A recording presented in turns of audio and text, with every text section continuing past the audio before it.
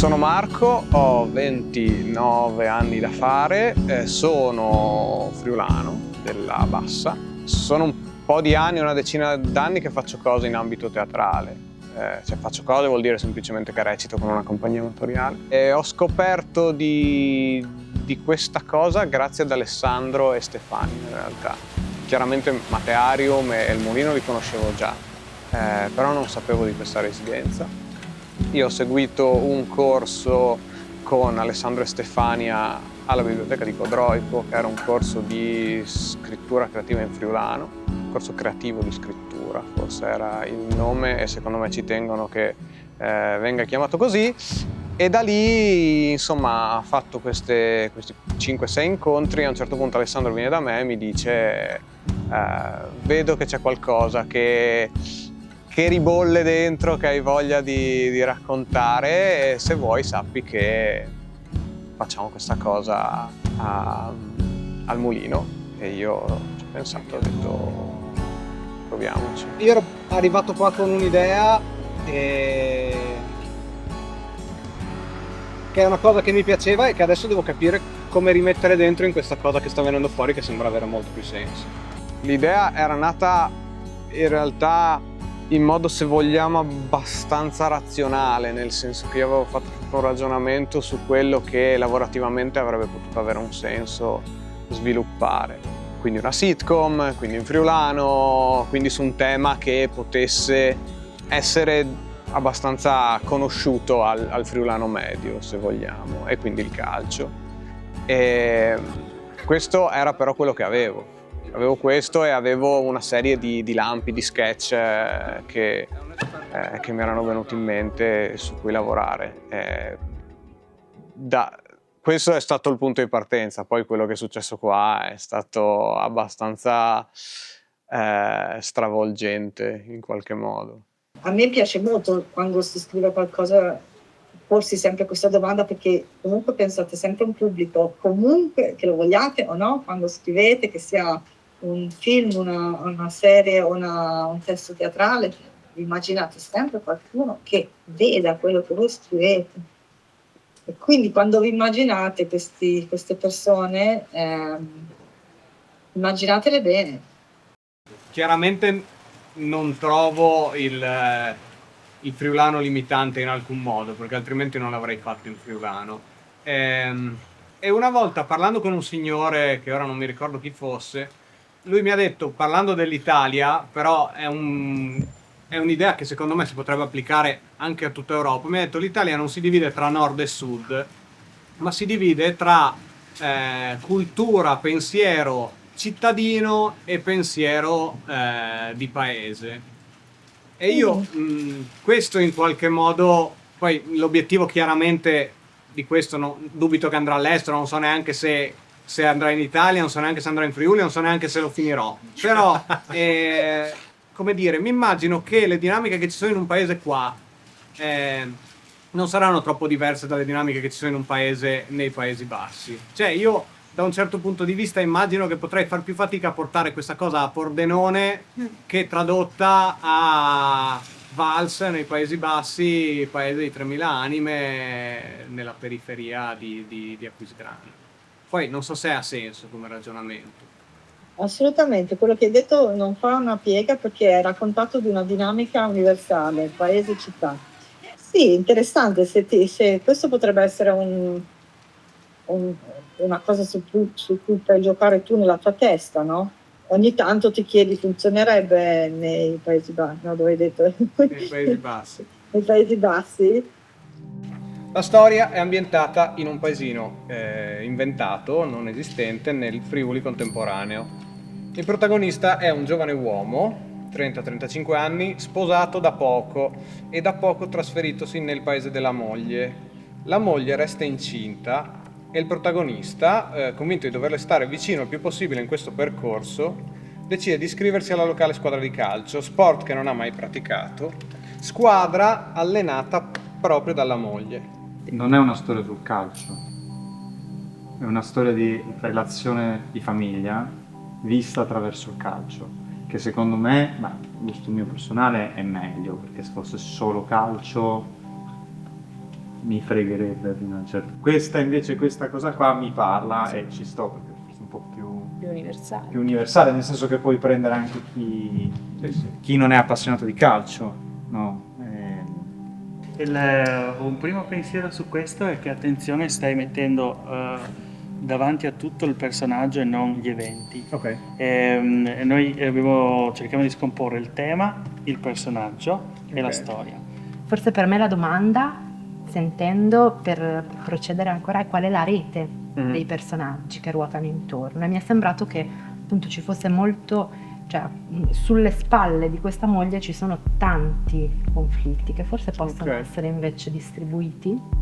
Dalla versione precedente, almeno secondo me, mi sembrava ci fosse un po' debole la motivazione iniziale, e quindi abbiamo parlato un sacco dei motivi che possono spingere un personaggio a fare questo tipo di scelta, e poi perché tra i suoi personaggi ci sono un sacco di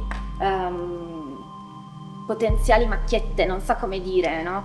Che però lui può testimoniare che sono verissimi, no? Ok. Forse dando un'orizzontalità un po' con un po' più di ciccia, invece dal punto di vista verticale ti puoi concedere un po' più di divertimento.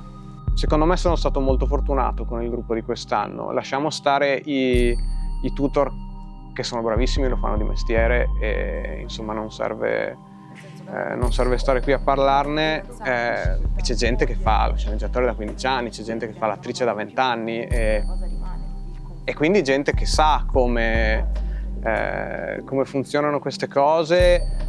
È gente che ha una rapidità di pensiero, ha una rapidità nel aprire porte che io non ho, e questo è veramente super utile. Io ieri sono arrivato con un'idea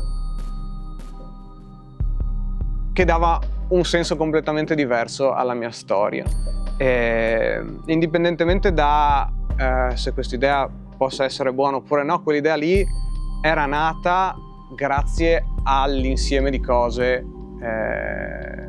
che sono successe questa settimana. Era nata grazie a un tutor che mi dice una cosa, mi dice stai attento a questa cosa, segui questa strada. È nata da un consiglio scritto su un post-it sempre da un tutor, e da un altro consiglio scritto su un post-it da un membro della residenza, ed è nata soprattutto da una di quelle cose che secondo me ti restano dentro per tutta la vita, cioè una conversazione di mezz'ora alle 10 di sera in cucina a parlare di storie.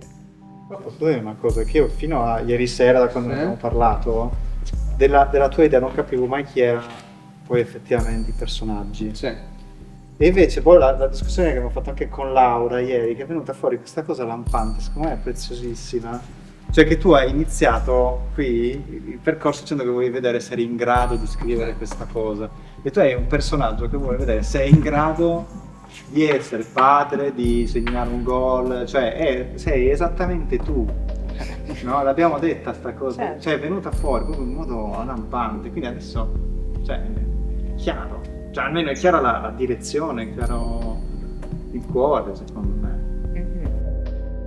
La domanda che invece è venuta fuori nel corso di questa residenza è: se voi aveste la possibilità di calciare un simbolico rigore, il cui esito vi fa capire in maniera chiara ed inequivocabile se siete dei falliti oppure no, lo calcereste?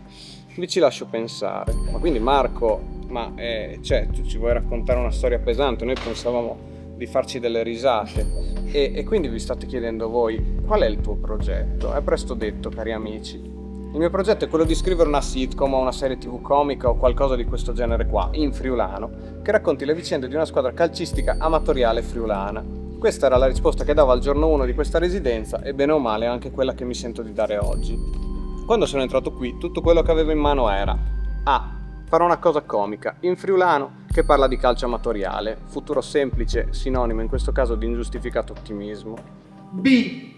Ci sarà un membro della squadra, conosciuto da tutti come il barbier, ma non perché questa sia la sua professione, ma perché ogni volta che supera un avversario, autocommenta il suo gesto con un "Eo petenà".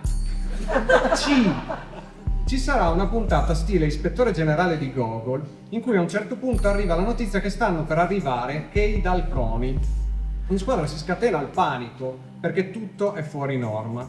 Succedono delle cose che ora non so, e alla fine Kei Dalconi arrivano. O meglio, arriva l'associazione culturale Kei Dalconi APS, che propone un ballo tradizionale friulano, noiosissimo, in cerchio, a coppie, di quelli con le mani così, con un coni di legno appoggiato a terra nel mezzo.